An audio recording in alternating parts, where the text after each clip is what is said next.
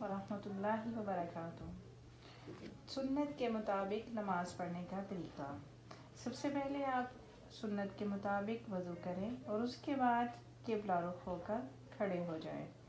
और जैसा कि नबी सल्लल्लाहु अलैहि वसल्लम का फरमान है कि इन्नमल आमालु बिन्नियात, आमाल का दारोमदार नीयतों पर है।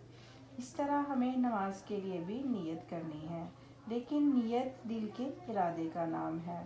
नमाज के लिए ज़ुबान से अल्फाज नीयत के लिए अदा करना दुरुस्त नहीं है, क्योंकि ये चीज़ सुन्नत से साबित नहीं है।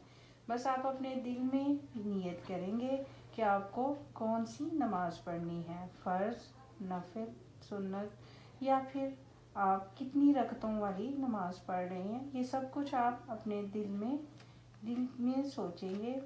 उसके बाद आप अल्लाहु अकबर कहते हुए अपने हाथ कंधों के बराबर या फिर कानों के बराबर उठाएंगे, लेकिन अपने हाथों को कानों से लगाना सुन्नत से साबित नहीं है। हज़रत अब्दुल्ला बिन उमर रज़ियल्लाहु ताला अन्हु कहते हैं, मैंने रसूलुल्लाह सल्लल्लाहु अलैहि वसल्लम को देखा, जब नमाज के लिए खड़े होते तो आप अपने दोनों हाथ ऊपर उठाते हत्ता कि आपके हाथ कंधों तक पहुंच जाते। उसके बाद आपको अपने दोनों हाथ सीने पर इस तरह बांधने हैं कि दायां हाथ बाएं हाथ के ऊपर आना चाहिए और दाएं हाथ से बाएं हाथ को मजबूती से पकड़ना है। जैसा कि हदीस में आता है कि रसूलुल्लाह सल्लल्लाहु अलैहि वसल्लम नमाज में दायां हाथ बाएं के ऊपर रखकर मजबूती से सीने पर बांध लेते। इसको बांधने के सुन्नत के मुताबिक 3 तरीके हैं, तीनों ही दुरुस्त हैं। सबसे पहला तरीका, आप अपनी दाईं हथेली को बाईं हथेली पर रखें और मजबूती से पकड़ लें। उसके बाद दूसरा तरीका, दाईं कलाई को बाईं कलाई पे रखें और मजबूती से पकड़ लें। और तीसरा तरीका कि आप अपना दायां हाथ बाएं पे रखें और मजबूती से पकड़ लें। ये तीनों तरीके सुन्नत से साबित हैं। उसके बाद आप दुआ इस्तिफ्ताह और सूरह फातिहा और कुरान पाक की कोई और सूरत पढ़ेंगे। फिर रुकू में जाने से पहले रफ़ुल यदैन के लिए अपने दोनों हाथ कंधों के बराबर या कानों के बराबर उठाएंगे और अल्लाहु अकबर कहते हुए रुकू में चले जाएंगे। रफ़ुल यदैन करना नबी सल्लल्लाहु अलैहि वसल्लम की सुन्नत है। हज़रत नाफे से रवायत है कि अब्दुल्ला बिन उमर जब नमाज शुरू करते तो अल्लाहु अकबर कहकर दोनों हाथ उठाते, और जब रुकू करते तो दोनों हाथ उठाते, और जब रुकू से उठने के लिए समी अल्लाहु लिमन हमीदा कहते तो फिर दोनों हाथ उठाते, और जब 3 या 4 रकातों वाली नमाज में 2 रकातों के बाद उठते तब भी दोनों हाथ उठाते और फरमाते कि नबी सल्लल्लाहु अलैहि वसल्लम इस तरह किया करते थे। रुकू का तरीका ये है कि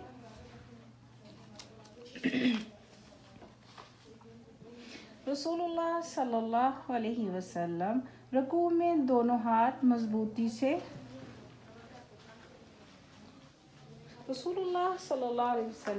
में दोनों हाथ मजबूती से घुटनों पर रख लेते।